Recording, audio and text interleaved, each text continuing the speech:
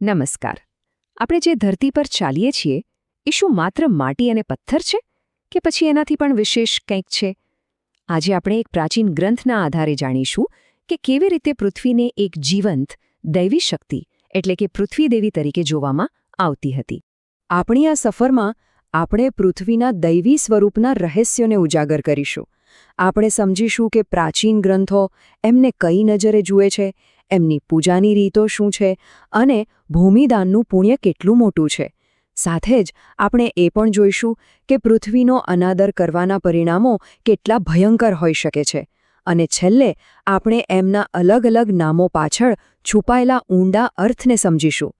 તો ચાલો સૌથી પહેલાં એ દિવ્ય સ્વરૂપના દર્શન કરીએ જેનું વર્ણન પ્રાચીન ગ્રંથોમાં પૃથ્વીદેવી માટે કરવામાં આવ્યું છે. આ માત્ર કોઈ કવિતા નથી, સમજો. આ ધ્યાન માટેનું એક શક્તિશાળી વર્ણન છે. આ આપણને પૃથ્વીને એક નિર્જીવ ગોળા તરીકે નહીં, પણ એક સુંદર, ચેતનાથી ભરપૂર અને પૂજનીય દેવી તરીકે જોવાનું શીખવે છે.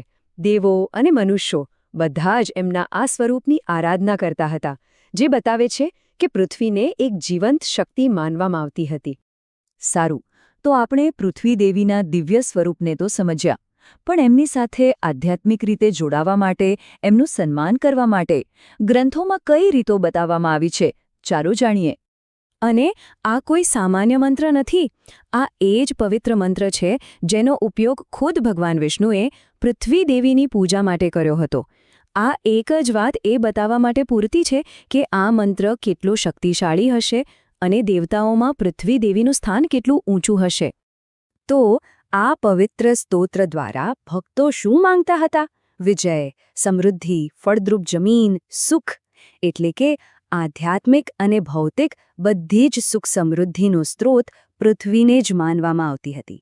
હવે આપણે એક એવા વિષય પર આવીએ છીએ જેને ગ્રંથમાં પૃથ્વી પ્રત્યેના આદરનું સૌથી મોટું અને શ્રેષ્ઠ સ્વરૂપ ગણવામાં આવ્યું છે, અને એ છે ભૂમિદાન. ચાલો જોઈએ કે આ મહાન કાર્યના પુરસ્કાર કેવા અકલ્પનીય છે. જુઓ, રોજ સ્તોત્રનો પાઠ કરવાથી પાપમાંથી મુક્તિ અને મોક્ષ મળે છે, એ તો ખરું, પણ આ તો માત્ર શરૂઆત છે. ગ્રંથમાં આનાથી પણ અનેક ગણા મોટા પુરસ્કારનું વચન આપવામાં આવ્યું છે. કરોડો જન્મ, જરા વિચાર તો કરો. કરોડો જન્મો સુધી રાજા તરીકે જન્મ લેવાનો અવસર. આના પરથી જ અંદાજ લગાવી શકાય કે પૃથ્વીદેવીનું સન્માન કરવાનું ફળ કેટલું વિરાટ અને અકલ્પનીય માનવામાં આવતું હતું.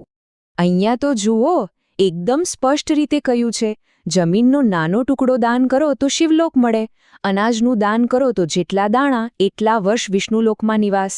એટલે કે પૃથ્વી સાથે જોડાયેલું કોઈ પણ દાન સીધું જ તમને આધ્યાત્મિક રીતે ઉન્નત બનાવે છે. અત્યાર સુધી આપણે પુણ્ય અને સ્વર્ગની વાતો કરી, પણ દરેક સિક્કાની બે બાજુ હોય છે. હવે કથામાં એકદમ ગંભીર વળાંક આવે છે. જેમ પૃથ્વીનું સન્માન સ્વર્ગના દરવાજા ખોલે છે, એમ જ એમનો અનાદર તમને સીધા નરકની ભયાનક યાતના તરફ લઈ જાય છે. આ સ્લાઇડ પર જે લખ્યું છે ને, એ બધું જ કહી દે છે, એકદમ સ્પષ્ટ.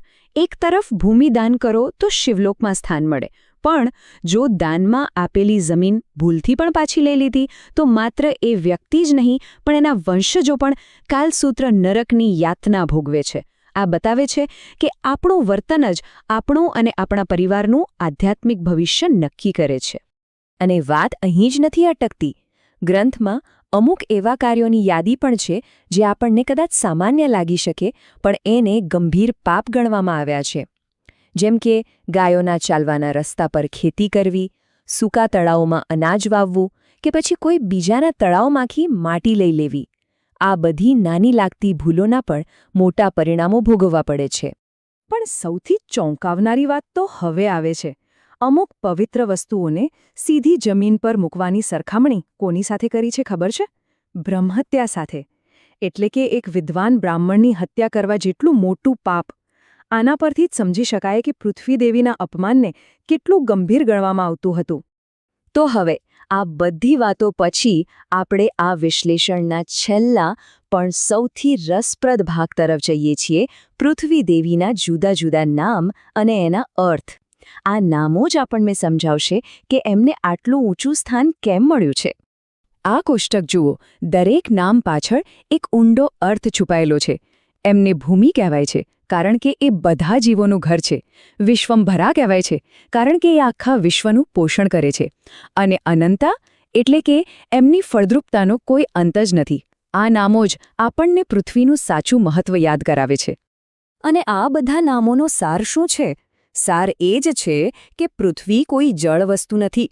એ આપણું ઘર છે, આપણો આધાર છે, આપણને પોષણ આપનારી માતા છે.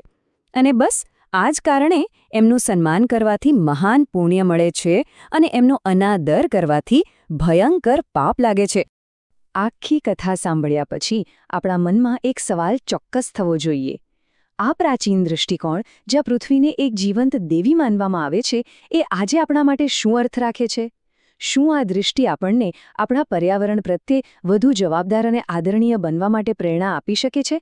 આ એવો પ્રશ્ન છે જેનો જવાબ આપણે સૌએ પોતાની અંદર શોધવાનો છે.